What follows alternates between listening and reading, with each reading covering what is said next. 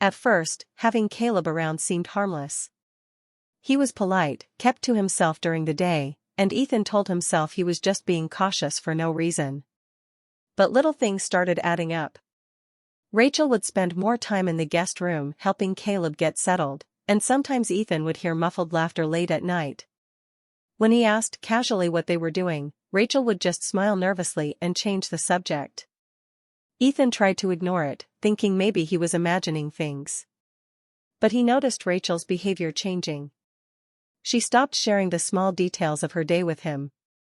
She seemed distracted, almost excited when Caleb was around, and often left the house at odd hours, claiming errands that didn't make sense.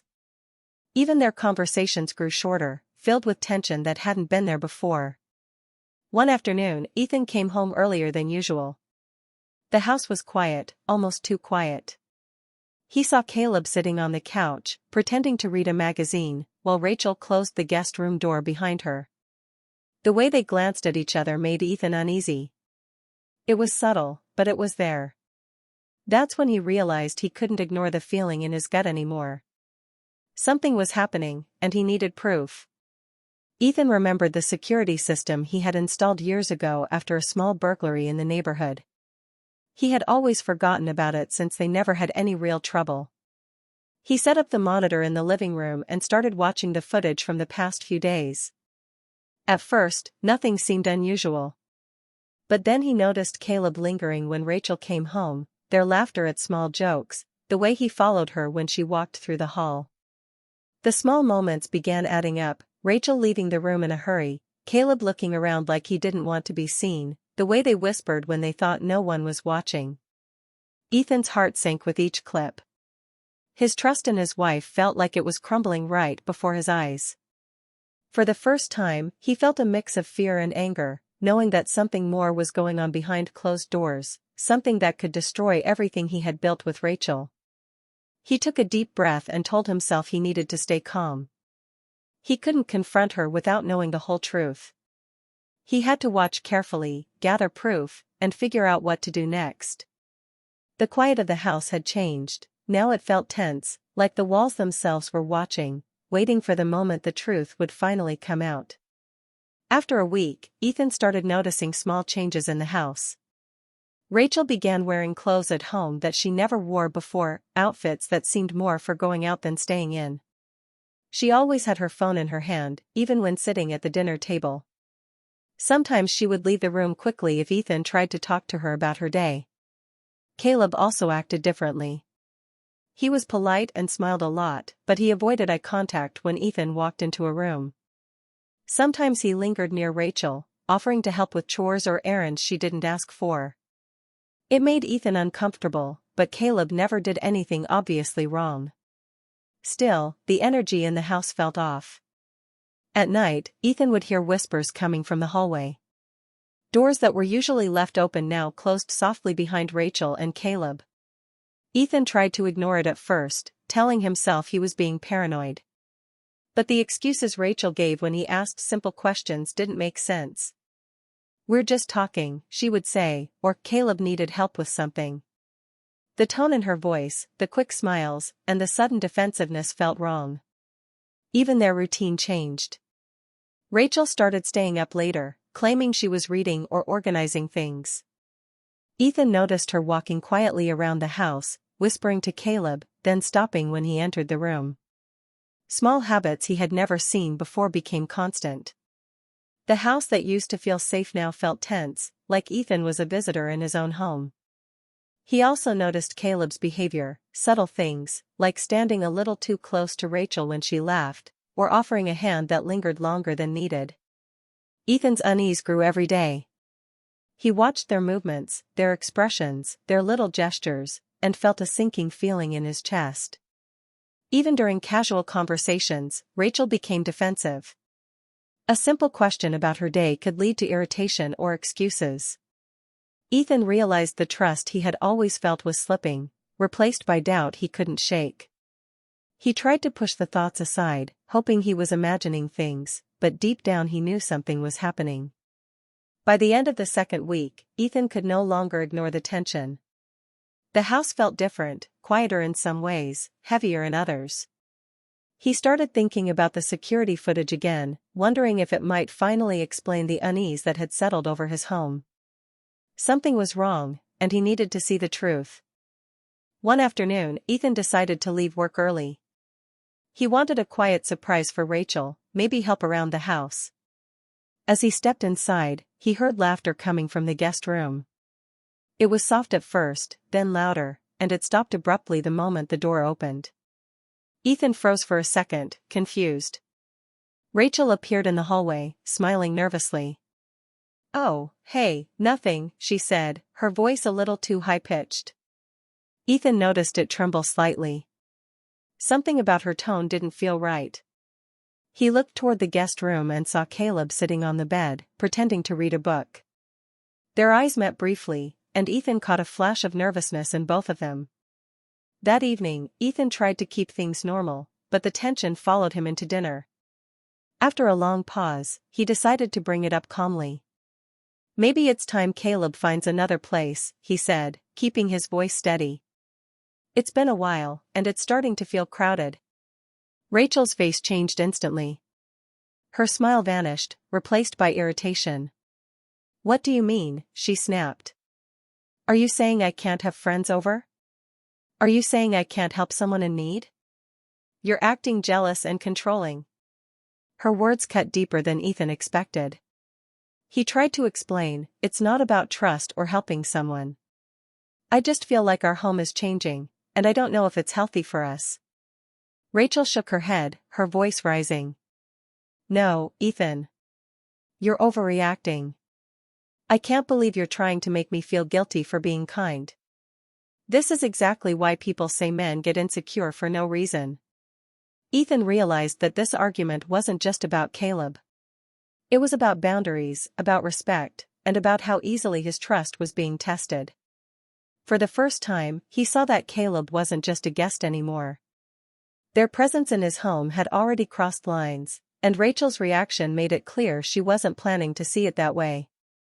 The fight left the house tense and silent for the rest of the night. Ethan stayed awake, thinking about what he had seen and heard, replaying the laughter, the nervous glances, and Rachel's defensiveness. He knew something more was happening, something he couldn't ignore any longer. That night, he made a quiet decision: he would not confront blindly or accuse without proof. He would find out the truth, piece by piece, and make sure he didn't lose everything he had built. A few nights after the fight, Ethan remembered the security cameras he had installed years ago. They covered the living room, hallway, and entrances, but never the bedrooms. He had never checked them seriously, thinking they were just for safety in case of a break-in. Now, with the unease growing inside him, he felt he had no choice. Alone in the living room, he sat down and opened the footage. The first few hours looked normal, Rachel moving around the kitchen, Caleb reading on the couch. But as he fast-forwarded, he noticed small, strange interactions he had never seen before. Caleb would lean toward Rachel when she entered the hallway, brushing past her in ways that seemed too close. Rachel would smile in a way that made Ethan's stomach twist. Then came the mornings. Each day, Ethan left for work early, and the camera captured Rachel walking toward the guest room. Caleb would be waiting near the door. For no reason he could see, she stayed longer than necessary, and sometimes the door would close softly behind them. There were stolen hugs, hands lingering a little too long, and quiet laughter that made Ethan's heart sink. Ethan watched days of footage over and over, unable to stop. Each clip made him feel heavier, like the trust in his marriage was being chipped away piece by piece. Rachel never locked the door. She never acted as if someone might catch them. The footage showed a casual closeness that was more than friendship. Every glance, every touch, made it clear that Caleb wasn't just a guest, and Rachel wasn't just helping a friend in need. By the end of the night, Ethan was shaking. He hadn't imagined the tension, the whispers, or the late-night closeness. It was all real. The proof was right there on the screen. He didn't feel angry yet, just numb, like the floor had fallen out from under him. His home, the place he had thought was safe, felt foreign now. Ethan realized that confronting Rachel without a plan would only lead to lies and excuses. He needed to gather everything, be patient, and wait for the right moment. He rewound the footage one last time, pausing on a frame of Rachel laughing softly at something Caleb said. That single frame made him understand that the line had already been crossed. Sitting alone, Ethan made a quiet promise to himself. He would not let this betrayal destroy him. He would find a way to face it, to take control, and to make sure he didn't lose his life, his home, or his dignity in the process. Ethan stared at the screen in silence. The final clip played slowly, and his chest felt tight. Rachel and Caleb were standing in the hallway, laughing like teenagers who had no care in the world. Then Caleb leaned in, and Rachel kissed him. Her hands rested on his shoulders, and Ethan recognized the sweater she wore. It was the one he had bought her for their anniversary. He paused the footage, his hands trembling slightly, but he didn't cry. He didn't yell. He felt something colder, a sharp clarity replacing the pain. Everything he had suspected, every uneasy feeling he'd tried to ignore, was real. The warmth of the home he had trusted was gone. In its place was betrayal. The clip continued. Rachel pulled Caleb into the guest room and closed the door behind them.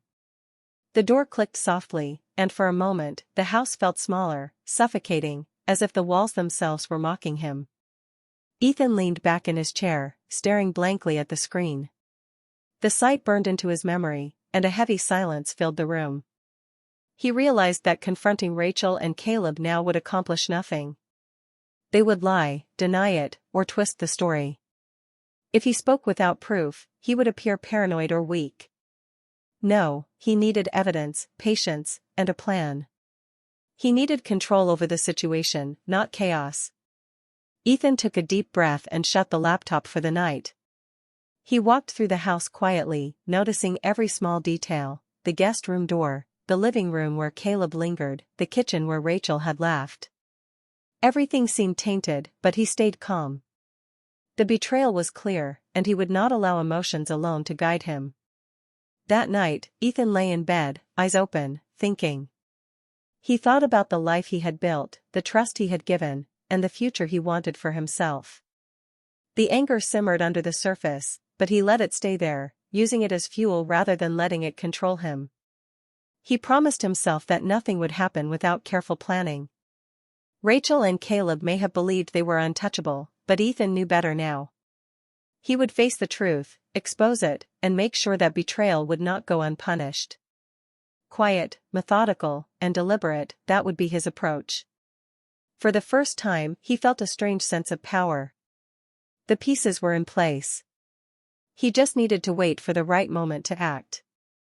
Ethan decided to act normal, even though inside he felt like his world had shifted. He apologized to Rachel one evening, saying he had overreacted. "I'm sorry," he told her quietly, "I guess I was just stressed about work." She looked relieved, smiled, and Ethan felt a small pang in his chest, but he held himself together. Around Caleb, he acted friendly. He laughed at his jokes, asked him about his day, and even offered to help with small chores. Ethan made sure Caleb felt welcome, but every action was deliberate. He didn't show suspicion. He didn't reveal that he knew the truth. At the same time, Ethan began collecting evidence quietly. He downloaded the security footage onto an external drive, labeling each day carefully with timestamps. He noted small details and conversations he overheard, writing them down in a notebook. He even checked old financial records and discovered that Rachel had secretly paid Caleb's previous rent. The pieces were falling into place, and he wanted every detail documented. Ethan stayed calm and measured. Every laugh, every casual comment, every gesture he made was part of the act. Rachel never suspected he was keeping track. Caleb continued to act normally, completely unaware that Ethan had already seen everything. The house felt like a stage, and Ethan had full control of the script. He also planned mentally for the future. He thought about what he wanted the outcome to be. If the marriage ended, it would not be because he had been weak or naive. He refused to let humiliation or anger guide him. He wanted control, dignity, and proof that could not be disputed. Every day, Ethan reminded himself to stay patient. He knew the temptation to confront Rachel was strong, but he resisted. He observed, he documented, and he stayed calm. With every passing day, the evidence grew stronger. By the end of the week, Ethan felt a quiet satisfaction. He was playing the fool, but beneath it, he was preparing a plan that would ensure he came out on top. His trust may have been broken, but his mind was sharper than ever. He was ready for the moment when the truth would be revealed, and when it happened, no one could deny what had been done. Ethan spent the whole day preparing for the dinner. He wanted it to seem normal, like a gesture of peace. Rachel was busy in the kitchen, smiling as she arranged plates and glasses, while Caleb helped casually, unaware of what Ethan had planned. When her parents arrived, everything seemed polite and friendly. Conversation flowed, laughter filled the air, and no one suspected anything. They began eating, and Ethan joined them quietly, watching Rachel closely. He noticed the subtle tension in her smile and the way Caleb avoided her parents' gaze. Ethan waited for the right moment. He stayed calm, sipping his drink, keeping his expression neutral. Midway through the meal, he quietly opened his laptop and connected it to the TV. The screen flickered to life, showing the first clip. Rachel glanced at it casually, assuming it was something trivial, but the moment the footage began, Ethan could see her confidence falter. Caleb stiffened immediately, as if sensing what was coming. One by one, the clips played. Moments of laughter, stolen touches, secret hugs, and Rachel entering the guest room while Ethan was gone were all visible. Rachel's hands trembled, her fork clattering against the plate. Caleb froze in place, unable to look away. Her parents stared in shock, unable to speak. The room was completely silent. No one moved, no one breathed loudly. Ethan stayed calm, letting the evidence speak for itself.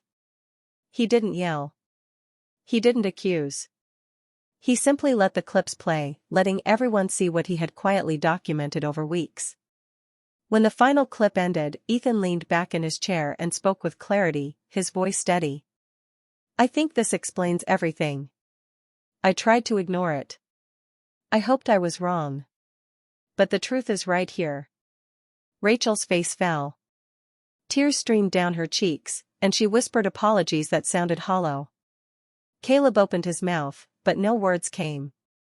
Her parents sat frozen, their disbelief written across their faces. Ethan felt no triumph in anger. He felt the quiet power of truth, the way patience and careful planning had brought justice without chaos. The betrayal was revealed, and there was no way to deny it. The room was heavy, filled with the weight of what had been done and what had been discovered. For the first time, Ethan realized that everything he had suspected, every uneasy feeling, every warning from his gut, had been real. And now, there was nothing left to hide. Rachel sank into a chair, tears running down her face. She tried to speak, her voice shaking. "Ethan, please. I was lonely. I was stressed. You work so much. I didn't mean for it to go this far," she said, her words tumbling out in panic. She looked at him, pleading for some kind of forgiveness. Caleb stepped forward, his face pale. "Ethan, it wasn't like that. We didn't." Ethan raised a hand, stopping him immediately. He didn't yell. He didn't scream. He spoke calmly, firmly. "No. I've seen enough. I know exactly what happened. There's nothing you can say to change it." He paused and looked at Rachel. "I've already spoken to a lawyer. Everything in this house is in my name. Caleb, you need to leave, right now." Caleb's mouth opened, but he didn't argue. He knew he had no ground. Slowly, he got up, grabbed a few things, and walked toward the door, leaving in silence. The moment he was gone, the room felt emptier, quieter. Rachel's tears didn't stop. She realized for the first time the full weight of what she had done. Her choices had destroyed her marriage, her credibility, and the trust she once had. She had risked everything for a moment of selfish desire and lost far more than she could imagine. I didn't think it would get this far, she whispered, voice barely audible. Her parents sat nearby, stunned, unsure of what to say. Ethan said nothing, only watched, steady and calm. He didn't gloat. He didn't celebrate. He simply let the reality sink in. By late evening, Rachel packed a small bag. She moved quietly, avoiding eye contact. Her parents helped, still silent, carrying the weight of disbelief and disappointment. When she finally stepped out the door, the house that had been her home felt empty and cold. Ethan watched from the doorway, not with anger, but with a sense of closure. The betrayal had ended, and the consequences were clear. Rachel's choices had consequences, choices that could not be undone. For the first time in weeks, Ethan felt a small measure of peace. The house was quiet again. The guest room stood empty. And Ethan knew that the life he had built, the trust he had earned, and the dignity he had fought to preserve were now his alone to protect. Weeks passed, and the divorce moved forward without conflict. The evidence Ethan had collected made everything clear, and the legal process was straightforward. Rachel struggled to adjust to her new life. Bills she had never worried about before became stressful. The support she had taken for granted was gone. She felt isolated, exhausted, and ashamed of the choices that had led her here. Caleb vanished once the situation became difficult. No calls, no messages. Ethan didn't care to look for him. The person who had once been a friend and guest was gone, leaving only the memory of betrayal behind. Ethan focused on himself. He started therapy to process the months of deceit and tension. Speaking to someone who listened without judgment helped him understand his feelings and regain control over his own life. He also reconnected with friends he had neglected during the stress of the past year. Their support reminded him that life could still be steady and meaningful. Back at home, Ethan walked through the rooms he had once shared with Rachel and Caleb. The guest room, once a symbol of tension and secrecy, was cleared of everything. He set up a desk and a chair, turning it into a home office. Each item he placed there felt intentional, a sign that he was reclaiming his space and moving forward. Little by little, life returned to a sense of normalcy. Ethan cooked meals for himself, organized the house, and even found moments of peace in the quiet mornings before work. He no longer felt the constant anxiety that had once gnawed at him. The house was his again, free of lies, manipulation, and fear. He reflected often on the months he had endured. What had seemed unbearable at first, Rachel's betrayal, Caleb's intrusion, the tension in every corner of the home, had taught him an important lesson. Patience and silence could be stronger than anger. By watching, waiting, and planning, he had preserved his dignity and emerged stronger. Ethan didn't need revenge to feel victory. He felt it in the calm of his home, the order of his life, and the confidence that came from acting with thought and care. Life had moved on, and he had moved with it. The guest room, now peaceful and purposeful, reminded him that even after betrayal, it was possible to rebuild, reclaim, and grow. Months later, Ethan ran into Rachel at a small neighborhood store. She looked different, tired, thinner, as if the months of stress and regret had weighed heavily on her. Her eyes met his for a brief moment, and she swallowed hard before speaking. "Ethan. I'm sorry," she said quietly, her voice filled with hesitation. "I didn't mean to hurt you. I know I made a huge mistake." Ethan listened. He didn't speak immediately. He felt the words, the apology, and the weight behind them. But he knew forgiveness wasn't necessary, not now, not for her sake. What mattered was closure, for himself. He nodded once, calmly. "I hear you," he said. "That's all I need to know." Rachel's shoulders slumped, and she looked away. She hadn't expected him to respond this way. There was no argument, no shouting, no begging for forgiveness. Ethan's calm presence said more than words could. He had moved past the pain, past the anger, and past the betrayal. As he turned to leave, Ethan felt a lightness he hadn't felt in months. The tension, the hurt, the sleepless nights, they all felt distant now. He had survived the betrayal, protected his dignity, and reclaimed his life. He walked out of the store without looking back, each step feeling steadier, stronger, more certain. In the quiet moments afterward, Ethan reflected on what had happened. He realized that trust should never demand blindness. Love and loyalty cannot exist if one partner is forced to ignore warning signs or dismiss their own instincts. Self-respect, he understood, sometimes begins the moment you stop begging someone for loyalty they are unwilling to give. Ethan felt proud, not of revenge, but of the way he had handled the situation. He had stayed calm, collected evidence, and made choices that protected him emotionally and financially. He had not let anger dictate his actions, and that, more than anything, had given him the real victory. As he walked down the street, sunlight on his face, Ethan smiled faintly to himself. The house was quiet now, the guest room empty and repurposed, and his life felt whole again. He had learned that strength is not always loud or dramatic. Sometimes, it's the quiet victories, the ones you carry inside, that matter most. The past was behind him. The future was his to build, honest, steady, and free from betrayal.